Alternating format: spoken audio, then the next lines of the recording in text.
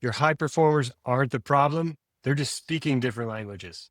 Hi, I'm Sal Silvester, founder and CEO of 512 Solutions Consulting Group.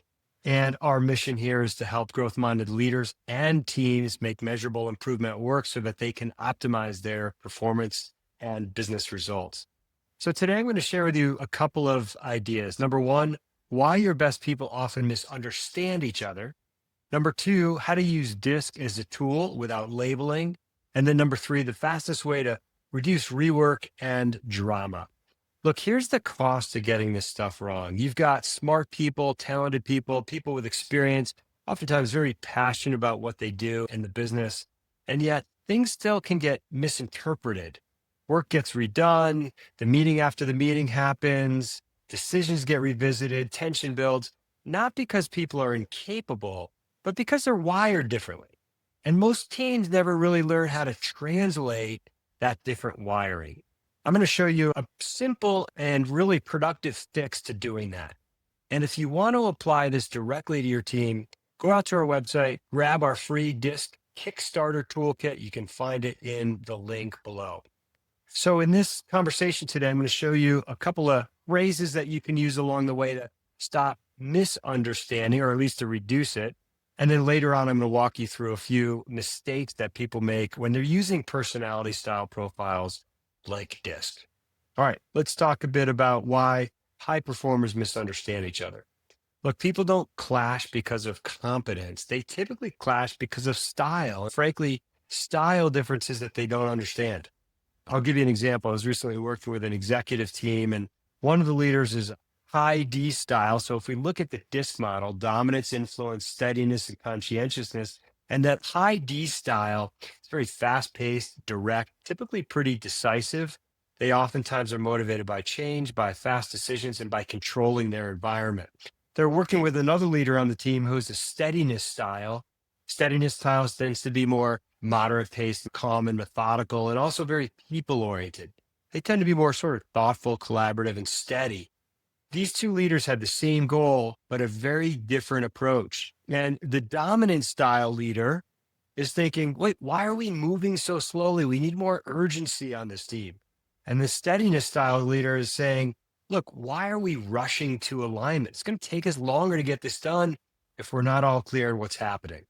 Neither of these leaders is wrong, but without a shared language, those differences often turn into friction. And frankly, it's friction that doesn't have to happen on a team.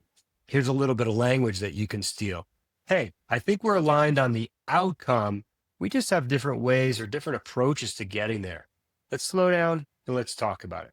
So let's talk about what DiSC is, what it does, and frankly, what it doesn't do. DiSC is a personality style profile. It's a model to help you better understand human behavior. It's made up of 4 styles, as I mentioned earlier: dominance, influence, steadiness, conscientiousness. We're really a mix of all 4 styles. We just tend to use 1 or 2 of those tendencies more often than some of the others. DiSC is not about labeling people. It's about understanding tendencies, motivations, preferences, so that you can be more effective with each other. And too often I hear teams or individuals say, she's a D or he's an S, and then they stop thinking. That's not the point. The point is having a better understanding of how people behave, especially when they're under pressure and especially when things get hard. So a product leader under pressure, they might start to overuse that dominant style and become more controlling. Or a team leader, maybe on the engineering side of the business, who has a conscientiousness or a steadiness style, under pressure, they might withdraw or avoid conflict. And now you're not collaborating, you're just reacting. And ultimately, what are we trying to do? We're trying to become more multidimensional and adapt. So let's talk a bit about adapting, because part of what we really try to help leaders do is flex their style to match the moment. Instead of always using a one-size-fits-all approach, which works with some people, but it doesn't work with all people. And so that's where a tool like DiSC can become really powerful, because it can help us understand ourselves, build that self-awareness. It can help us understand our impact to other people, and then ultimately learn how to adapt. So here's a few strategies you might think about. If you're talking to a high D leader, again, motivated by change, motivated by challenge, motivated by control, fast paced, you're probably going to want to get to the point, be concise, demonstrate competence, demonstrate confidence.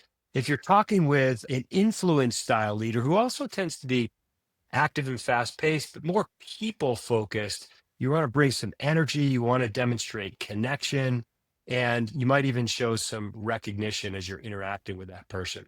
If you're talking to a steadiness style leader, more moderate pace, calm, methodical, careful, and more people focused, you're probably going to want to slow down, include them, build some trust, show some sincere appreciation. And then if you're talking to a conscientiousness style leader, conscientiousness style leaders tend to be more moderate paced, but more objective and logic focused. And so they're going to really value accuracy. In those conversations, you're going to want to bring data and be precise and demonstrate a logical approach. So look, most people don't adjust. Again, that one size fits all approach works with some people, but it doesn't work with everyone. And ultimately, what we want to start doing is we want to communicate, or at least adapt our communication based on what other people need. We can't change other people, but we can adapt and change our own behaviors. Otherwise, communication begins to break down. All right, so let's talk about the fastest way to reduce rework. Look, the bottom line is that misalignment typically starts early. And if we don't get ahead of it, it creates more work later on, right? Sales here's one thing, the product leaders hear another, same meeting, different interpretations. And now you're going to find yourself redoing work, not because people failed, but because they filtered information differently, right? So the fix here is clarify how decisions are being made and how they're going to be communicated. Decide basically how you're going to decide up front so that everyone is aligned on the process and style assumptions don't get in the way. Here's some language you can steal again. Before we move forward, can we align on what success looks like and how our decision-making process is going to happen and how we're going to communicate?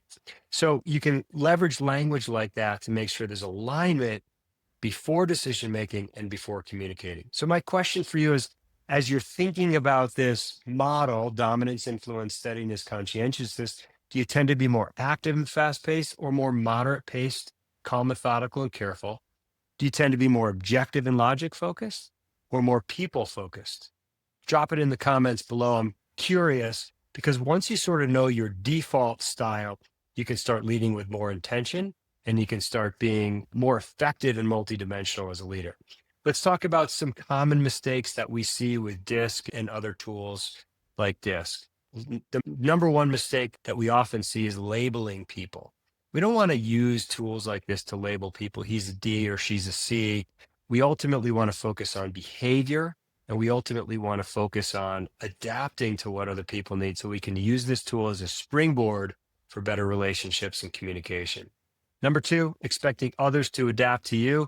Just mentioned a few minutes ago, look, you can't change other people. You can't change what they do or how they think, but you can change yourself. And so one opportunity here is not to expect others to adapt to you, but for you to take action to adapt to what other people need. And then number three, using DiSC once and moving on. You go to a workshop and then nothing happens. Look, this is a tool that we want to really be using in our day-to-day work, in our day-to-day activities. Maybe use it before you prepare for a briefing or an all-hands meeting or a one-on-one with your team members. The opportunity is to be using this throughout your work so that you're building better relationships and better just overall relationships with people. All right, so let's recap really quickly. Number one, misunderstanding is usually about style. It's not about skill. Number two, DiSC is about tendencies. It's about priorities, motivations, not about labels. Number three, great leaders adapt their communication. They move beyond a one size fits all. And then number four, early clarity prevents rework and it prevents style misinterpretations. If you want to actually apply this to your team, grab our free DiSC Kickstarter toolkit. It'll give you a simple way to understand styles. It'll give you a few practical tips to adapt your communication. And ultimately, look, all these tools are about building better relationships and reducing friction as soon as you can. The link's in the description below. Thanks for listening, and I look forward to connecting soon.